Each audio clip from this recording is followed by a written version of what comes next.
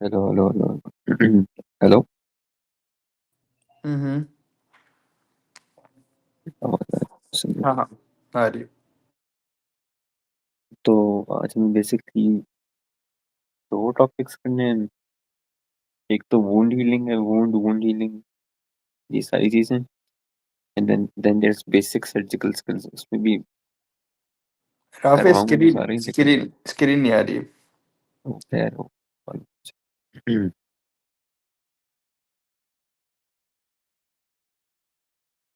अब आ गई होगी। यस।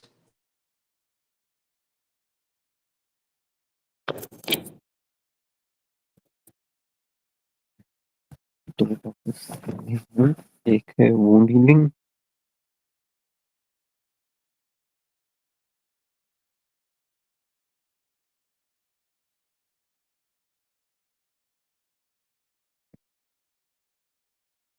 ठीक है, दूसरा है बेसिक सर्जिकल स्किल्स।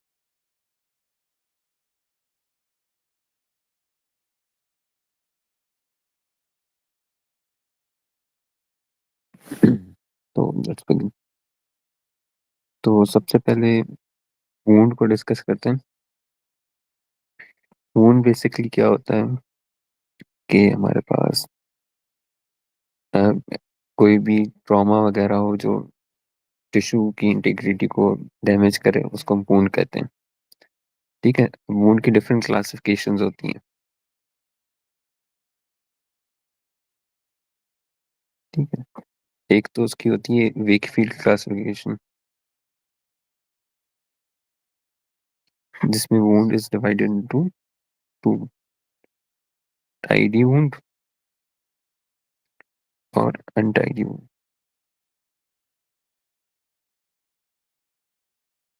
ठीक है, टाइडी वुंड वो होता है जो बेसिकली किसी शार्प इंस्ट्रूमेंट से किया गया हो। ठीक है, जैसे सर्जिकल इंसिजन वगैरह होगी, तो वो एक टाइडी वुंड कहलाएगा। ठीक है, इसकी मार्जिन्स रेगुलर हो और इसकी हीलिंग जो है विथ प्राइमरी इंटेंशन हो सके। ये प्राइमरी इंटेंशन क्या होता है वगैरह वो बाद में हम लोग देख लेंगे। Second is untidy wound. ये बेसिकली क्रशिंग की वजह से होता है और इसकी मार्जिन्स इरेगुलर होती हैं और इसकी हीलिंग सेकेंडरी इंटेंशन की वजह से होती है। ठीक है, तो एक तो ये हमारे पास आ गई वीक फील्ड। दूसरी हमारे पास क्लासिफिकेशन वुंड की होती है open wound and close wound. अगर स्किन इंटैक्ट है तो उसको हम क्लोज वुंड कहेंगे, अगर स्किन ब्रेक है तो हम उसको ओपन वुंड कहेंगे। ठीक है, तीसरा फिर हमारे पास आता है कंटेमिनेशन के हिसाब से।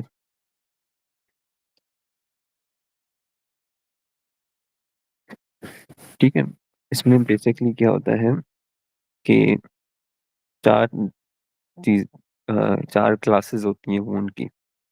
सबसे पहली जो क्लास होती है that is basically a clean. Clean wound basically एक ऑपरेटिव वुंड होता है जिसमें कोई भी जो विसरल स्पेसेस हैं, respiratory, urinary tract, GI tract वगैरह, उसमें एंट्री नहीं हुई हो, लाइक स्पिलेज वगैरह ऐसा कुछ भी नहीं हुआ और उस विसरा, तो हम उसको क्लीन वुंड कहते हैं।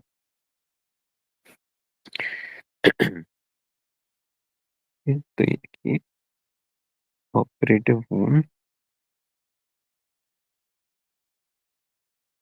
Without entry into any viscera. अब वो जीआई विसरा भी हो सकता है, रेस्पिरेटरी ट्रैक्ट का भी हो सकता है, it could be urinary tract as well. ठीक है, तो एग्जांपल्स में मेस्टेक्टमी हो गई, थायराइडेक्टमी हो गई। ये तो ये ऑपरेटिव वुंड्स हैं, लेकिन इसमें क्लीन वुंड्स होते हैं, इसमें कोई रेस्पिरेटरी ट्रैक्ट वगैरह या किसी भी तीसरा का इन्वॉल्वमेंट नहीं होगा। सेकंड हमारे पास आ जाते हैं टाइप 2, जिसमें क्लीन कंटेमिनेटेड वुंड होता है। ठीक है।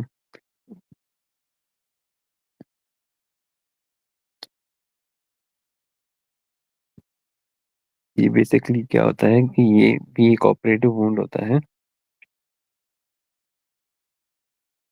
लेकिन इसमें एंट्री होती है इनटू आइदर जीआईटी और रेस्पिरेटरी ट्रैक्ट और एनी लाइक यूरिनरी ट्रैक्ट वगैरह। ठीक है। जो जीआईटी की सर्जरीज होती हैं या एनी ऑफ दीज में सर्जरी जिसकी भी होगी तो वो क्लीन कंटेमिनेटेड वुंड में आ जाएगी। तो जीआईटी की सर्जरीज जैसे कॉलीसिस्टेक्टमी हो गई, ठीक है, बाउल रिसेक्शन हो गई, तो ये सब किस में आएंगी? क्लीन कंटेमिनेटेड वुंड में। फिर हमारे पास आता है कंटेमिनेटेड वुंड। ये एक ऐसा बेसिकली वुंड होता है जिसमें स्पिलेज होती है ऑफ विसरल कंटेंट्स।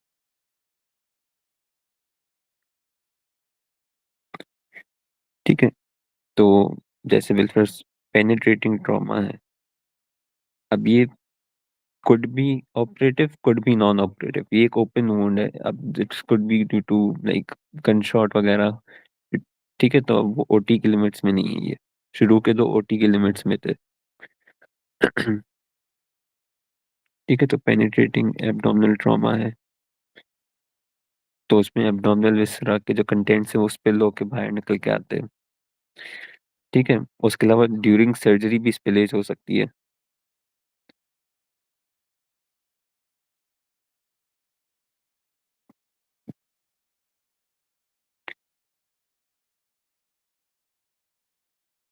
ठीक है। And finally there's dirty wound. Dirty wound basically हम लोग एक ऐसे वुंड को जो इन्फेक्ट हो चुका हो, उसमें बेसिकली डिवाइटलाइज्ड एपिथेलियम हो, या तो या फिर वो ओल्ड वुंड हो, तो हम उसको फिर वो डर्टी वुंड कहते हैं। जैसे वो वाले वुंड जिसमें पस या एब्सिस वगैरह होती है, तो वो डर्टी वुंड कहलाते हैं। ये क्लासिफिकेशन समझ में आई वुंड की? हम्म। ठीक है, तो फिर ये हमारे पास ये आ गए। उसके अलावा फिर और भी होती हैं, एक्यूट वुंड्स होते हैं, क्रॉनिक वुंड्स होते हैं, डीप होते हैं, सुपरफिशियल वगैरह वो भी है। लेकिन मेन जो है वो एक तो ये वेकफील्ड वाली और एक ये क्लीन कंटेमिनेटेड, ये वाली क्लासिफिकेशन है। ठीक है, तो ये हो गया हमारे पास वुंड का। अब सीन ये है कि पहले फिर वुंड हीलिंग डिस्कस करते हैं, फिर हम लोग डिफरेंट टाइप ऑफ वुंड और उनकी मैनेजमेंट वगैरह को डिस्कस करेंगे।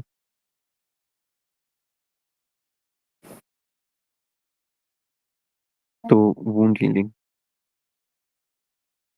वुंड हीलिंग जो है हमारे पास एक ऐसा प्रोसेस है जिसमें बेसिकली जो भी लाइक ट्रॉमा या इंजरी वगैरह जो भी हुई है बॉडी से रिकवर होती है। ठीक है, usually it occurs in like 3 phases।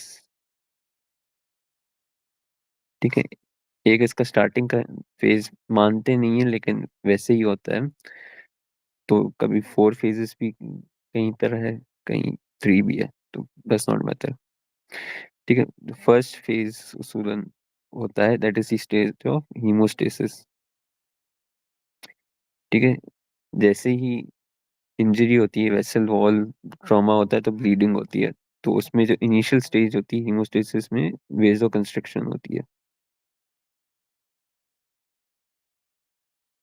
ठीक है। अ, उसके अलावा हमारे पास इस हीमोस्टेसिस की वजह से कोगुलेशन फैक्टर भी एक्टिवेट होते हैं, ये इसमें भी होंगे। एंड देन जो इसका नेक्स्ट स्टेज है, it is the inflammatory stage, उसमें भी होगा।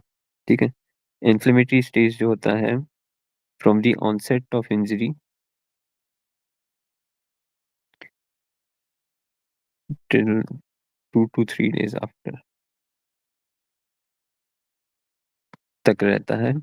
ठीक है, इसमें दो मेन चीजें होती हैं। एक तो हमारे पास इम्यून रिस्पॉन्स होता है।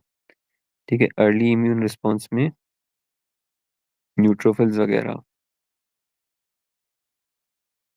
ठीक है, वो आते हैं और बैक्टीरियल कंटेंट्स वगैरह जो भी है उनको फेगोसाइटोस करते हैं। ठीक है, लेट इम्यून रिस्पॉन्स में हमारे पास फिर मैक्रोफेजेस आते हैं। एक तो ये हो गया। दूसरी जो चीज होती है इसमें, वो होती है हमारे पास platelet aggregation and addition.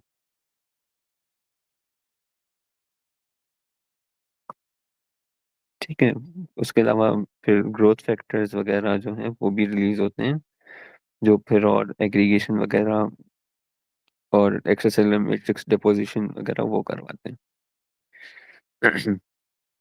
Then we have the third stage, that is the proliferative stage.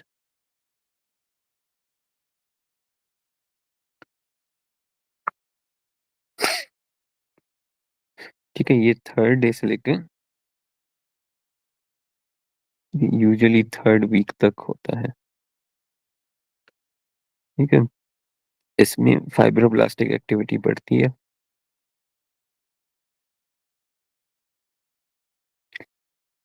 जिस वजह से एक्स्ट्रा सेलुलर मैट्रिक्स फॉर्म होता है। ठीक है, मेनली इसमें टाइप 3 कोलेजन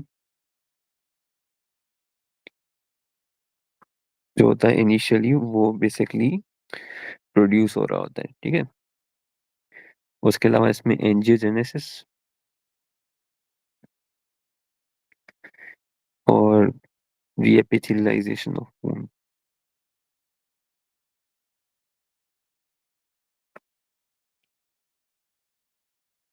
भी होती है। ठीक है, और इसमें ग्रेनुलेशन टिश्यू भी फॉर्म होता है।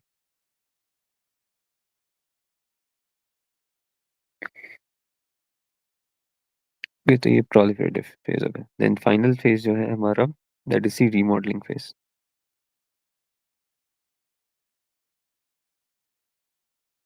रीमॉडलिंग फेज जो है वो बेसिकली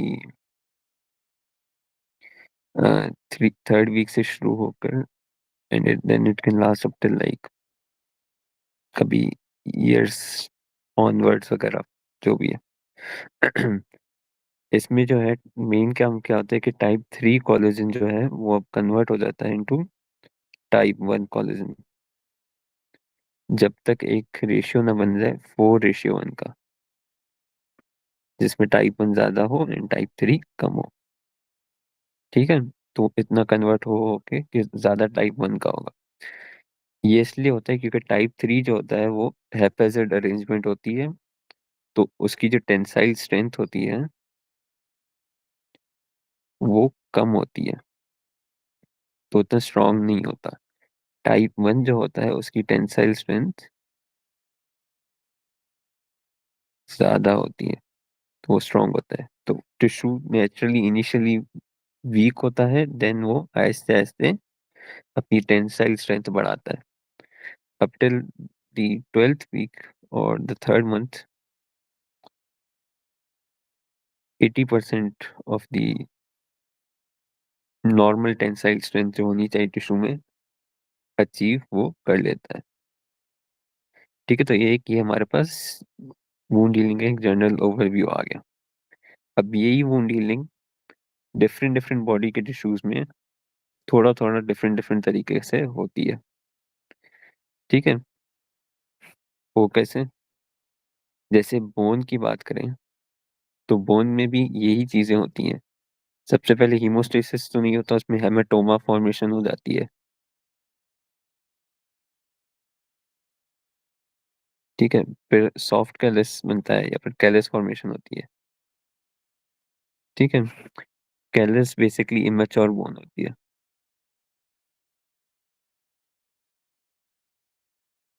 ठीक है, ये ऑस्टियोब्लास्ट बनाते हैं। फिर यही callus in the remodelling phase, ठीक है, मच्योर होके कॉर्टिकल बोन बनाएगी। ठीक है, तो ये बेसिकली होता है। अ, तो कैलस जो है यूजुअली वो काइंड ऑफ लाइक जैसे ग्रेनुलेशन टिश्यू था इन द प्रोलिफरेटिव फेज, तो कैलस उसके जैसा है फॉर बोन। ठीक है, सेकंड इज नर्व। अब नर्व जो होती है या न्यूरॉन्स जो भी होते हैं, तो सेंट्रल नर्वस सिस्टम में भी होते हैं, पेरिफेरल नर्वस सिस्टम में भी होते हैं, राइट। तो सीएनएस में नर्व रीजनरेशन, न्यूरॉन रीजनरेशन नहीं होती, क्योंकि उसमें ओलिगोडेंड्रोग्लियल सेल्स होते हैं। वो उनका फंक्शन में नहीं आता ये, they can not do nerve regeneration. लेकिन पेरिफेरल नर्वस सिस्टम में नर्व रीजनरेशन होती है ड्यू टू शॉन सेल्स के रीजनरेटिव फंक्शन। वो फिर डिपेंड करता है कि कितना सिवियर है वगैरह।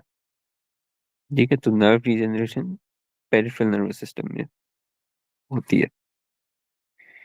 ठीक है, जब भी नर्व डैमेज होती है, अगर न्यूरॉन वगैरह डैमेज होता है, तो बिलफर्ज अगर यहाँ पर इंजरी है, तो एक न्यूरॉन का हिस्सा ये प्रॉक्सिमल, एक हो गया ये डिस्टल। डिस्टल हिस्से में बेसिकली क्या होता है कि kind of like atrophic changes होना शुरू हो जाते हैं, जिसको हम बोलते हैं वेलेरियन डीजेनरेशन। ठीक है, मीनवाइल जो प्रॉक्सिमल पार्ट है, उसमें हमारे पास ट्रोमेटिक डीजेनरेशन होती है। ठीक है, तो फिर क्या होता है जब रिकवरी की बारी आती है, तो फिर श्वान सेल्स वगैरह ग्रोथ फैक्टर्स वगैरह न्यूरोट्रॉफिक फैक्टर्स रिलीज करते हैं,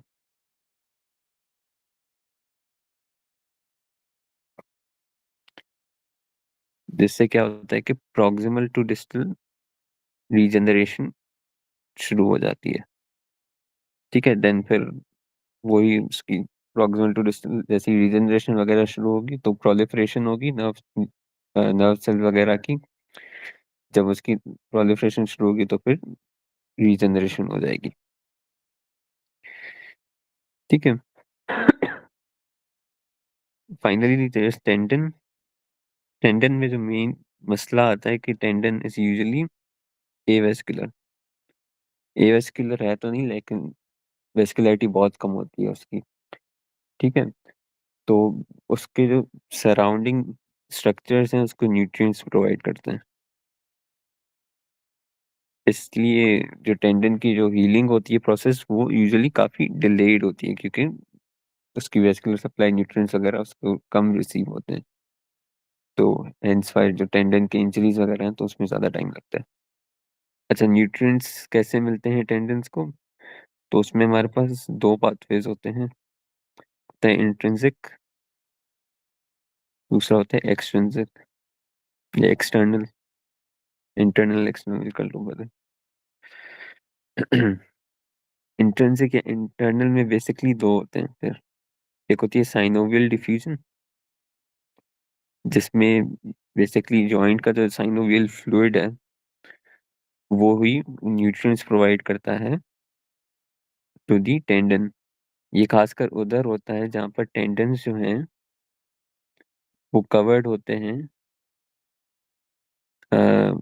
विथ दी, क्या कहते हैं इसको, साइनोवियल जो बरसात होते हैं, और जैसे फ्लेक्सर रेटिनाकुलम वगैरह के जो फ्लेक्सर डिजिटोरम सुपरफिशियलिस का जो टेंडन है, उसके ऊपर वो साइनोवियल बरसात वगैरह होते हैं। तो उधर हो गया हमारे पास। तो वहां पर साइनोवियल डिफ्यूजन का कॉन्सेप्ट आ जाता है। ठीक है। उसके अलावा हमारे पास सराउंडिंग में ब्लड वेसल्स भी होती हैं, जिनको हम कहते हैं वेनिकुलर ब्लड फ्लो। तो वो भी वेसल्स हमारे पास को सप्लाई कर सकती हैं। बाकी एक्सटर्नल में usually it occurs due to fibrous adhesions between tendon and tendon sheath.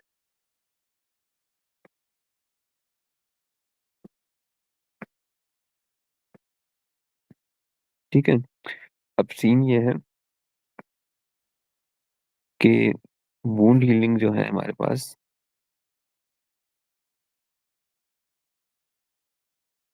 उसके डिफरेंट टाइप्स होते हैं।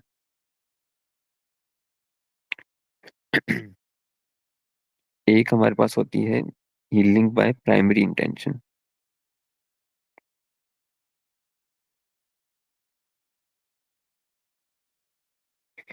हीलिंग बाय प्राइमरी इंटेंशन या फिर प्राइमरी वुंड हीलिंग तब होती है जहां पर वुंड एज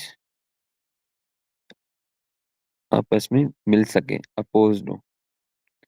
ठीक है। ये नॉर्मल हीलिंग होती है और मिनिमल स्कारिंग होती है इसमें।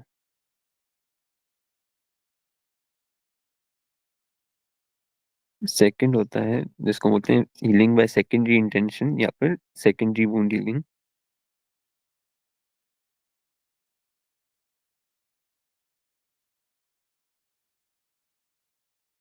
इसमें वुंड की जो मार्जिन है या एज है वो अपोज नहीं होती, उनके बीच में गैप होता है।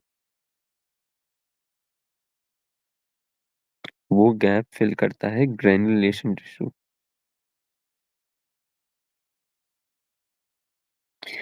ठीक है। तो इसमें स्कारिंग वगैरह का होता है। Then we have tertiary wound healing और डिलेड प्राइमरी भी कहते हैं।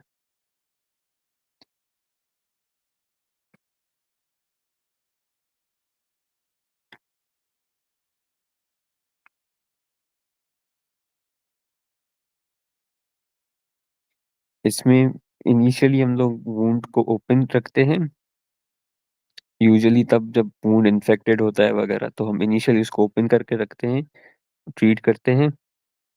देन जब रिजॉल्व हो जाए फिर हम उसको प्राइमरी इंटेंशन से क्लोज कर देते हैं। तो ये basically types of wound healing आ गई। Finally there is factors affecting wound healing.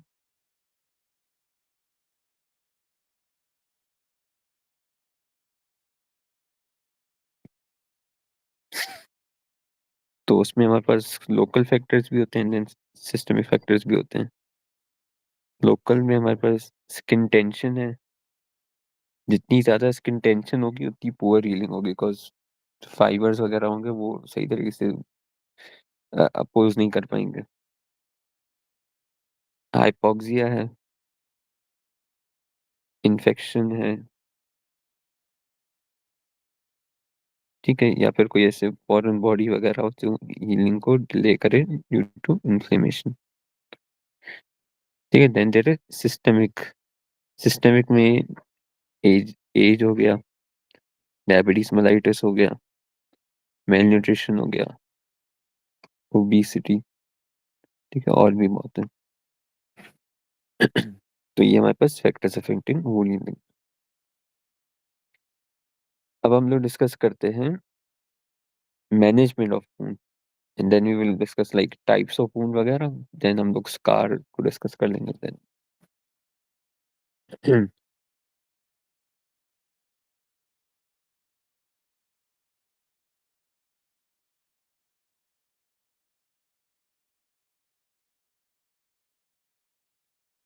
ठीक है। तो मैनेजमेंट ऑफ वुंड, अब कभी भी कोई पेशेंट वगैरह जब कोई प्रेजेंट करे विद द वुंड, तो सबसे पहली जो चीज हमेशा होगी that will be ABCs assess करने।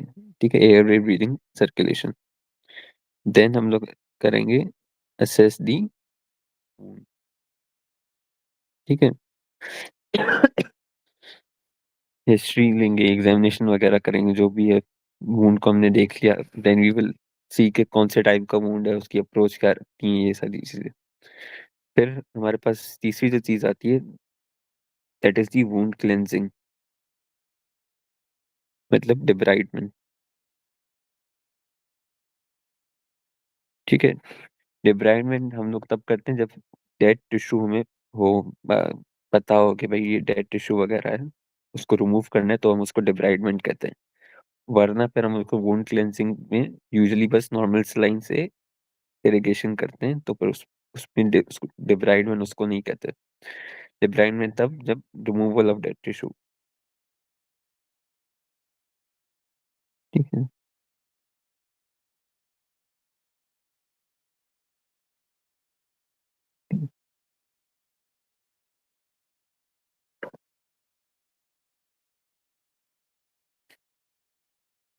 अब डिब्राइडमेंट के भी डिफरेंट तरीके होते हैं। एक तो होता है सर्जिकल डिब्राइडमेंट, एक्सिजन वगैरह करके। हम्म, दूसरा होता है एंजाइमेटिक। ठीक है, इसमें फिर हम लोग एंजाइम्स के जरिए, जैसे कोलेजनेज है, उसके जरिए हम लोग डिब्राइडमेंट वगैरह करते हैं। बायोलॉजिकल डिब्राइडमेंट भी होता है, इसमें we use flash in larva, तो फिर उसके थ्रू हम लोग करते हैं। उसके अलावा और भी हैं, पल्स जेट लवाज होता है, उसमें बेसिकली हाई प्रेशर वाटर के थ्रू डिब्राइडमेंट करते हैं।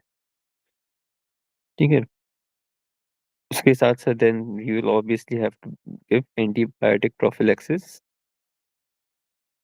एंड टेटनस का प्रोफिलैक्सिस एज वेल। ठीक है, टेटनस का प्रोफिलैक्सिस में फिर डिपेंड्स ऑन द पेशेंट कि आया कि उसको पहले टेटनस की वैक्सीन लगी है नहीं लगी है, पिछले 5 सालों में लगी है या पिछले 10 सालों में लगी है। ठीक है, अ, अगर उसका वूंड क्लीन है, ठीक है, तो उसको एटलीस्ट लाइक 10 साल पहले लगी हुई भी हो ना तो खैर है। लेकिन अगर लाइक 10 से ज्यादा साल गुजर गए तो क्लीन वुंड में भी हम लोग टेटनस की इंडिकेट करते हैं। ठीक है, तो क्लीन वुंड के लिए अगर मोर देन 10 ईयर की हिस्ट्री है कि 10 साल पहले लगी थी और उससे भी ज्यादा पहले लगी थी, तो टेटनस इंडिकेटेड हो जाता है। ठीक है, लेकिन अगर वुंड डर्टी है तो उसके लिए 5 ईयर्स की, कि 5 साल पहले लगवाया था या 6 साल 7 साल पहले लगाया था और वुंड डर्टी है, तो फिर उसमें हम लोग टेटनस की वैक्सीन लगाएंगे। Then we have finally wound closure. अब वो wound closure depends on wound क्या है। ठीक है, वो प्राइमरी हीलिंग, सेकेंडरी हीलिंग वगैरह जो भी है, ग्राफ्ट, ये सारी चीजें हम लोग यूज कर सकते हैं। And obviously pain management and follow. ठीक है, तो ये वुंड की जनरल मैनेजमेंट हो गई कि हम कोई भी वुंड का पेशेंट है तो उसको ऐसे मैनेज करना है। अब कुछ स्पेसिफिक वुंड्स होते हैं जिनकी मैनेजमेंट में कुछ ख्याल वगैरह रखना होता है या ऐसा कुछ देखना होता है। ठीक है, उसमें फिर हमारे पास अक्यूट वुंड्स में आ जाते हैं। सबसे पहले बाइट वुंड्स होते हैं। Bite wounds can be animal bite के wounds, they could be human bite wounds. ठीक है, कुड बी एनीथिंग। तो यूजुअली इनमें हमें एक एक चीज का इसका ख्याल रखना होता है कि ये हाई बैक्टीरियल कंटेंट वाले होते हैं, तो इनमें एरोब्स एंड एनाएरोब कवर देना जरूरी होता है।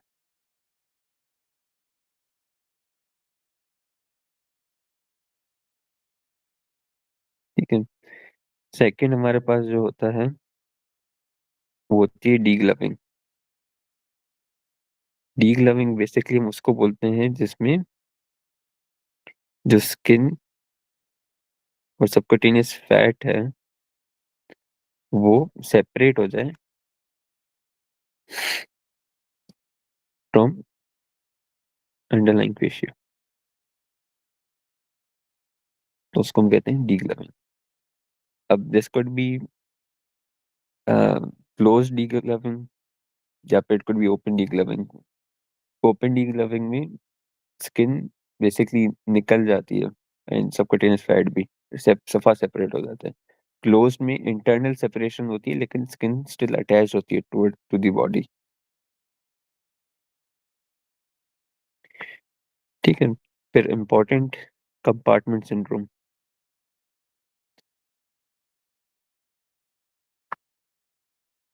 Compartment syndrome basically usually closed compartments जो होते हैं स्पेशली लोअर लिम्ब में,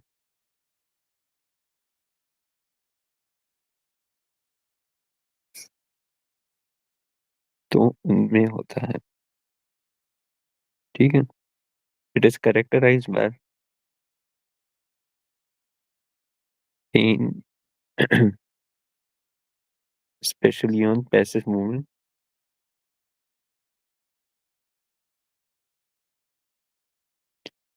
ठीक है। Sensory disturbance and absent distal pulse, लेकिन ये लेट साइन होता है। राफी, हाँ। दोबारा बताओ। कौन सा compartment compartment. Syndrome? Yes yes. ठीक है। बेसिकली क्या होता है कि विल्फर्स ये लैग है। ठीक है। इसमें यहाँ पर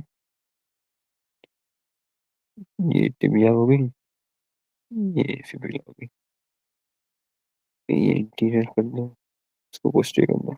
लेग में बेसिकली 3 कंपार्टमेंट्स होते हैं।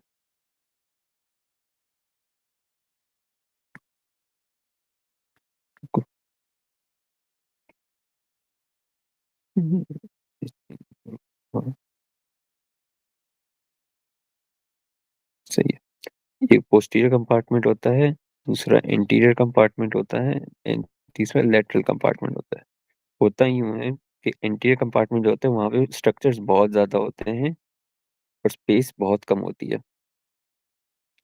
जब भी कोई टिबिया का फ्रैक्चर वगैरह होता है या फिर ऐसी कोई इंजरी होती है जो इंटीरियर कंपार्टमेंट से रिलेटेड होती है, तो उसमें क्या होता है कि टिश्यूज की स्वेलिंग हो जाती है इंजरी के बाद, इन्फ्लेमेशन के बाद स्वेलिंग वगैरह होती है। तो उसमें क्या होगा कि स्ट्रक्चर्स जो हैं वो कंप्रेस होना शुरू हो जाते हैं ड्यू टू स्वेलिंग। ठीक है। इसको हम कहते हैं कंपार्टमेंट सिंड्रोम। बॉडी में लिम्स में क्लोज कंपार्टमेंट है, स्वेलिंग की वजह से बेसिकली अब वो जो कंपार्टमेंट इटसेल्फ है उसमें पेन वगैरह हो रहा है, उसमें स्कीमिया नेक्रोसिस वगैरह हो रही है, तो ये कंपार्टमेंट सिंड्रोम कहलाता है। ठीक है। इसमें सिवियर पेन होगा, खासकर पैसिव मूवमेंट करवाने पे। ठीक है। उसके अलावा सेंसरी डिस्टरबेंस होगी क्योंकि नर्व कंप्रेस होगी, और एब्सेंट पल्सेस होंगी क्योंकि आर्टरी कंप्रेस होगी। ठीक है, लेकिन वो लेट साइन है, जब एंड में होगा तब होगा। ठीक है। ओके। इसकी ट्रीटमेंट इज फेशियोटमी। उसमें हम लोग बेसिकली बिल्फर ये एंटीरियर कंपार्टमेंट की बात करें तो हम लोग लॉन्गिट्यूडनल बेसिकली इंसिजन मारते हैं,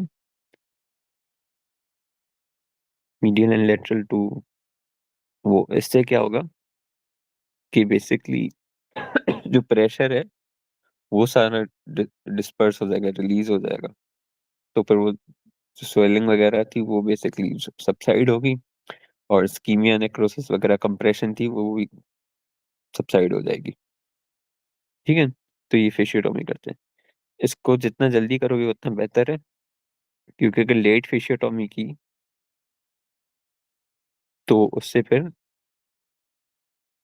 पहले रेब्डोमायोलाइसिस होती है, फिर उसकी वजह से मायोग्लोबिनूरिया होती है, फिर मायोग्लोबिनूरिया की वजह से रीनल फेलियर होता है। तो लेट फेशियोटोमी करने की वजह से रीनल फेलियर हो सकता है।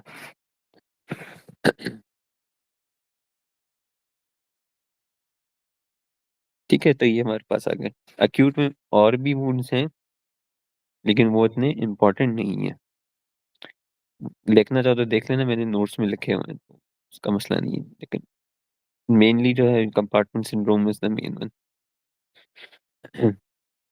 देन हमारे पास आते हैं क्रॉनिक वुंड्स। क्रॉनिक वुंड्स में हमारे पास एक है लेग अल्सर, दूसरा है pressure sores. Leg ulcer basically क्या होता है कि अल्सर वी नो कि it's a break in the epithelium. तो उसमें बेसिकली क्या होता है लेग अल्सर में, due to various different reasons. It could be due to या तो वीनस हाइपरटेंशन की वजह से, जैसे वेरिकोज वेन में। It could be due to arterial, ठीक है, आर्टीरियल अल्सर्स भी हो सकते हैं, जैसे डायबिटीज मेलाइटिस में होता है। ठीक है, it could be due to trauma, it could be due to malignancy. ठीक है, और भी बहुत सारे इन्फेक्शन वगैरह की वजह से। तो ये लेग अल्सर्स होते हैं, अब उनकी डिफरेंट डिफरेंट कॉजेज हो सकते हैं। अब ट्रीटमेंट इसकी अकॉर्डिंग टू कॉज होती है, लेकिन इसमें हमें एक चीज का हमेशा ख्याल रखना होता है कि इनिशियली जो मैनेजमेंट इसकी होती है, उसमें हम लोग ड्रेसिंग वगैरह करते हैं अल्सर की। ठीक है, ड्रेसिंग और फिर उसकी सिंपल केयर वगैरह जो होती है, हाइजीन मेंटेन, ये वाली हम लोग करेंगे। ठीक है, देन अकॉर्डिंग टू कॉज, अगर वीनस है तो वेरिकोज वेन को ट्रीट कर लिया, आर्टीरियल है तो डायबिटीज मेलाइटिस वाली करनी, ट्रॉमा है तो खुद ही हील हो जाएगा। ठीक है, अगर इससे काम नहीं चल रहा,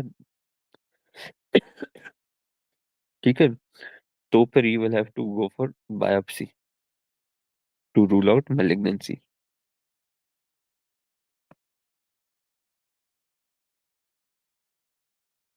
तो ये बेसिकली लेग अल्सर का।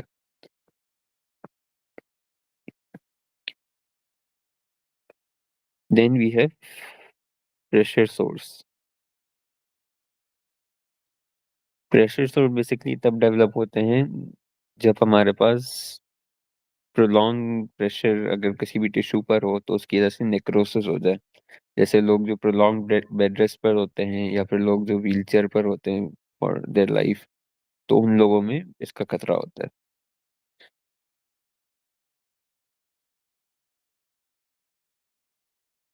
ठीक है, तो प्रेशर सोर क्या है? It's a tissue necrosis due to prolong pressure.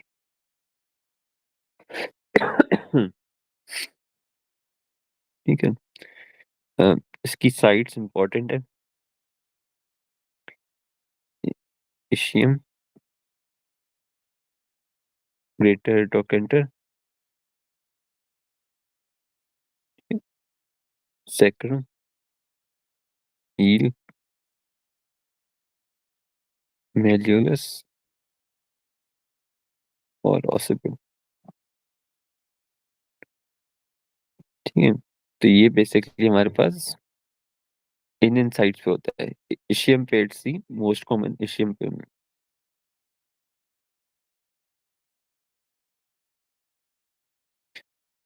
ठीक है, फिर इसके डिफरेंट स्टेजेस होते हैं अकॉर्डिंग टू सिवियरिटी। ठीक है, स्टेज 1 जो होता है इसका, उस पे there is no breach of epidermis, मतलब एपिडर्मिस भी इन्वॉल्व नहीं होती, बस रेडनिंग होती है।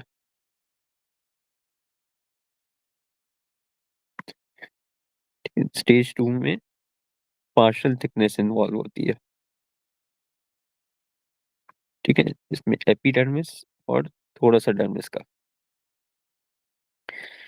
ठीक है, देन देयर इज स्टेज 3, इसमें फुल थिकनेस। ठीक है, एपिडर्मिस प्लस डर्मिस पूरी, लेकिन इसमें but does not go deep to fascia, कि फेशिया के बाद फेशिया को इन्वॉल्व नहीं करेगी ये। स्टेज 4 में फिर डीपर स्ट्रक्चर इन्वॉल्व हो जाते हैं, तो मसल हो गया, टेंडन वगैरह हो गए, फेशिया हो गई, ठीक है, तो वो भी इन्वॉल्व होंगे। तो ये इसकी हमारे पास वो है। अब प्रिवेंशन कैसे करते हैं इसकी? इसकी ट्रीटमेंट जो है वो तो वूंड वाली है, राइट, कि वूंड जैसी ही करेंगे वैसे ही होगी, लेकिन प्रिवेंशन इज इम्पोर्टेंट ताकि वो पेशेंट्स को हो नहीं है। ठीक है, तो प्रिवेंशन में एक तो गुड स्किन केयर, ठीक है, मोबिलाइजेशन, मतलब कि एवरी 2 आवर्स अगर कोई पेशेंट ऑन बेड रेस्ट है तो उसको बेसिकली टर्न करवाना है एवरी 2 आवर्स। ठीक है, और अगर कोई ऑन व्हील चेयर है तो उसको बेसिकली हमें लिफ्ट करवाना होता है in the air for 10 seconds every 10 minutes. ठीक है, उसके अलावा bed rest, permanent bed rest वाले लोगों के लिए एयर मैट्रेस भी आते हैं।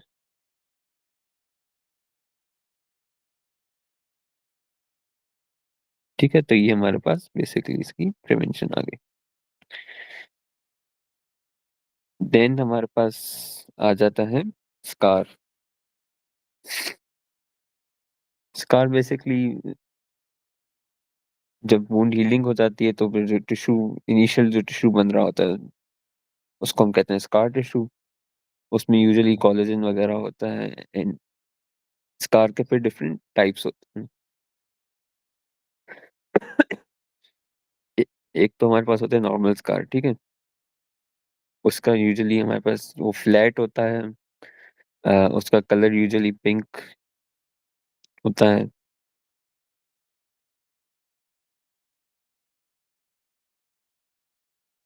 ठीक है, फिर एबनॉर्मल में हमारे पास आ जाएगा एट्रोफिक स्कार। ठीक है, इसका कलर पेल होता है एंड ये सनकिन होता है। Then there is hypertrophic scar. Hypertrophic scar वो स्कार है जो बेसिकली लाइक नॉर्मल स्कार से एक्स्ट्रा ग्रो करे, बट वो इंसिजन की जो या वुंड की जो मार्जिन है उसको क्रॉस नहीं करे।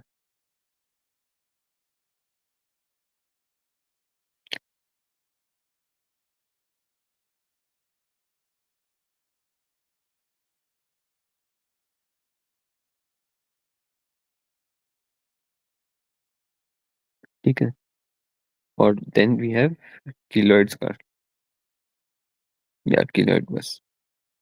ये वो ऐसा स्कार है जो क्रॉस करता है वुंड मार्जिन को, तो उसको हम कहते हैं कीलॉइड स्कार। ठीक है, अब सीन ये है कि how do you prevent hypertrophic and keloid scars is the वो इम्पोर्टेंट चीज है इसमें। तो उसकी प्रिवेंशन में यूजुअली हमारे पास सिलिकॉन जेल्स होती हैं, विटामिन ई ऑयल होता है, उसके अलावा हमारे पास इसके एक प्रेशर थेरेपी भी होती है इसकी। बाकी स्कार का केयर वगैरह तो उसके उसमें आ गया। ठीक है, बाकी मैनेजमेंट ऑफ कीलॉइड वगैरह में तो उसमें फिर आपको वही, उसका कुछ खास है नहीं, एक्सिजन वगैरह करते हैं वो करते हैं। ठीक है, तो ये वुंड और वुंड हीलिंग हो गई। यहाँ तक किसी को सवाल है कोई?